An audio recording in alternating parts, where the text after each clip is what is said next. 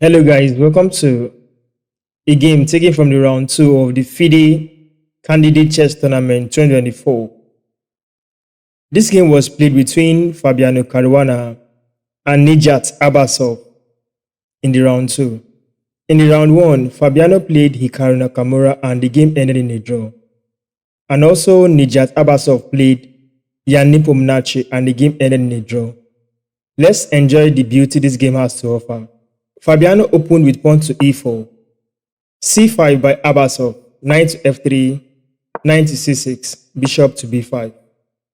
After e5, Fabiano castled the short side. Bishop to d6 comes up, d3, knight to f6, knight to c3. After Nijat castled the short side, Fabiano went for h3. In this position, the two players have fully mobilized their forces. The king is castled out of the center and the pieces are well developed. We can say the center is fully occupied and black has full share of the center. a6 comes up, attacking this bishop. Bishop takes knight, pawn takes, knight to h4. Rook to e8, queen to f3. After g6, there is bishop to g5. The queen was attacking the knight before. Here the bishop attacks the knight and also pinned the knight to the queen. A way to defend is bishop to e7. Queen to e3 comes up, knight to h5. After bishop takes, queen takes, the queen now attacks the knight, which prompts knight to f3. After pawn to b6, trying to create room so that these two pawns can be opened because they are fully stacked on the c5. a3 followed, b5. Knight to e2, f6. After d2, you will notice that the center is fully occupied by these pawns. Black has the lion's share in the center. So a way to launch a successful attack is by diverting to the king side. And that's what Fabiano did. He created room for f4. So, after bishop to e6, mobilizing the last minor piece into the game to cover the light squares and taking full control of the center squares, Fabiano launched f4. Knight takes on f4, knight takes on f4. After pawn takes the knight on f4, rook takes on f4.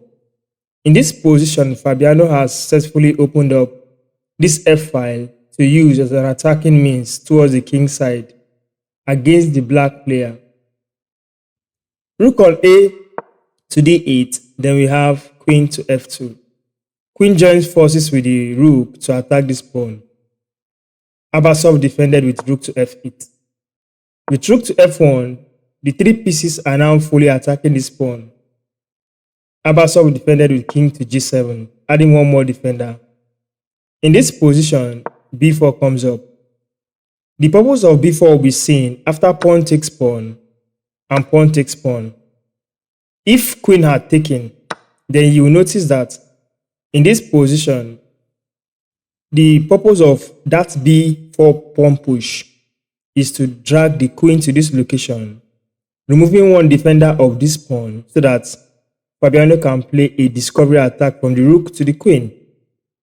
So, if queen tries to hide, pawn takes pawn check. If king goes in, then this move can come up.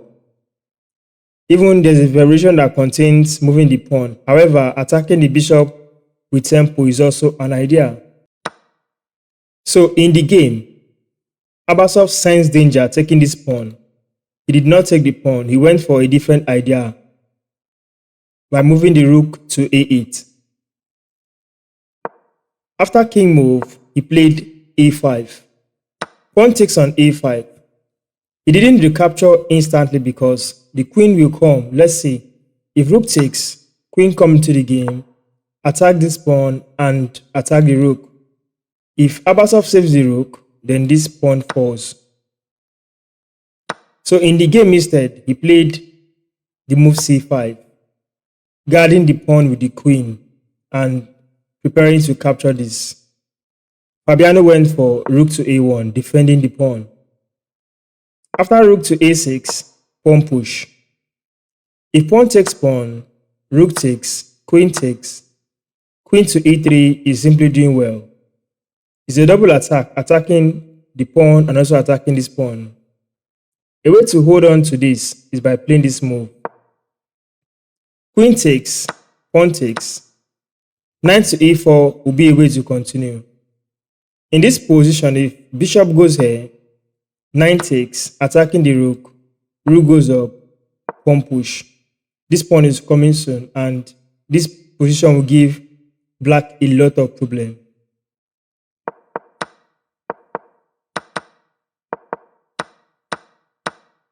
In the game instead, Abasov went for a different move, f5. The game continued after c4, pawn takes on c4, pawn takes.